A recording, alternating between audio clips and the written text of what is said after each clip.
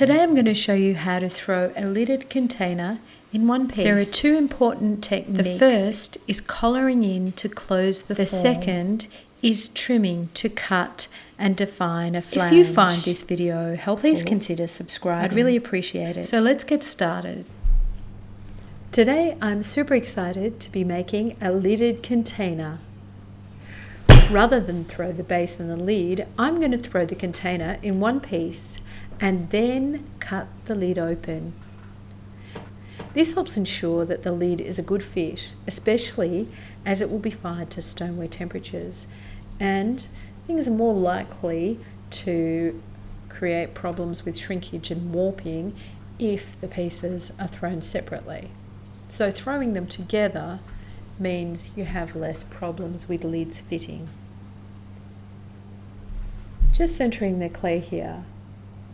So when you prepare your clay, after you've centered, you want to keep the base to the final diameter of the canister.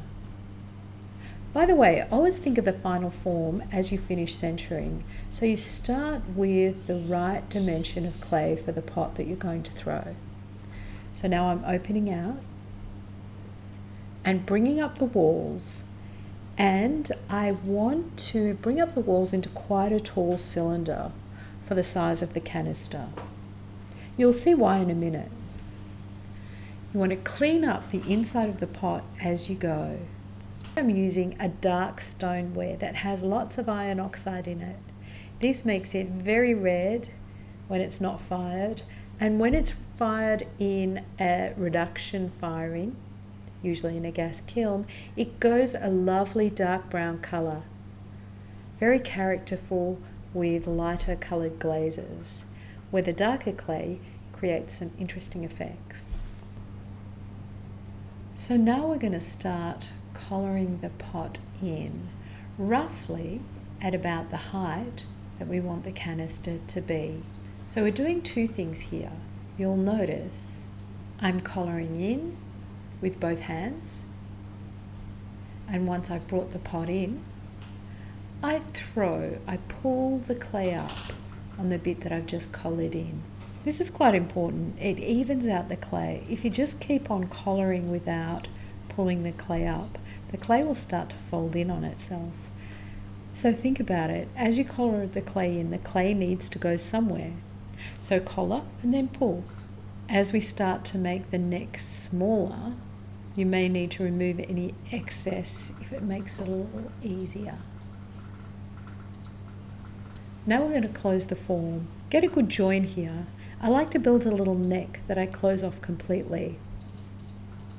And then trim, and then we want to smooth the bump down. And now we can start to think about shaping the pot. Now there's air trapped in there, you can shape as you like. Straighten up the sides. And I'm just going to smooth off the top.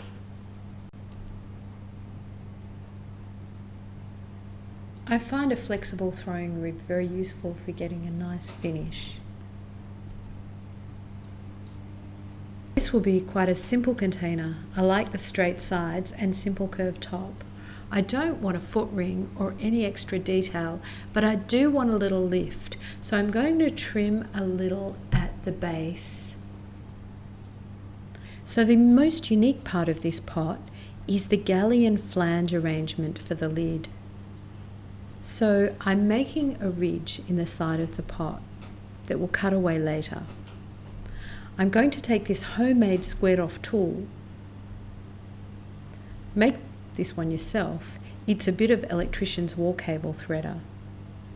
You could also cut up an old credit card or similar, or if you want to save money, cut up a new credit card. And you take this tool and push it into the side of your pot, pretty much where you want the lid to start.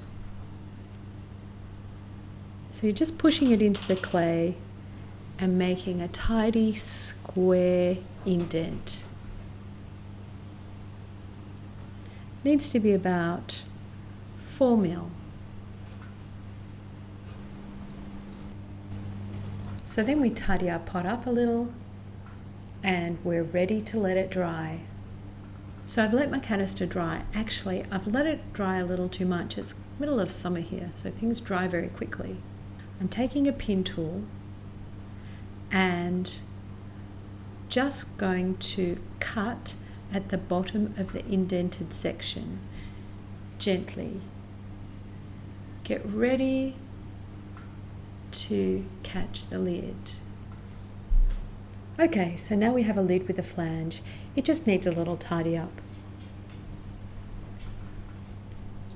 With the base, I'm going to need to cut the galley. So I start trimming downwards. I'm going to cut away about half the thickness of the wall to create the galley. So the flange is going to fit into the galley. Clean up your pot a bit.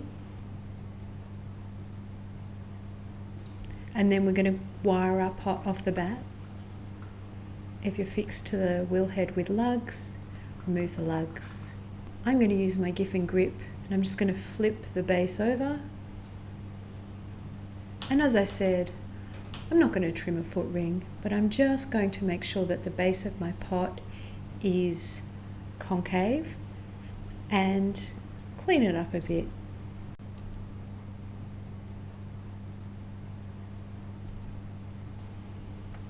And done. Let's see how the lid fits.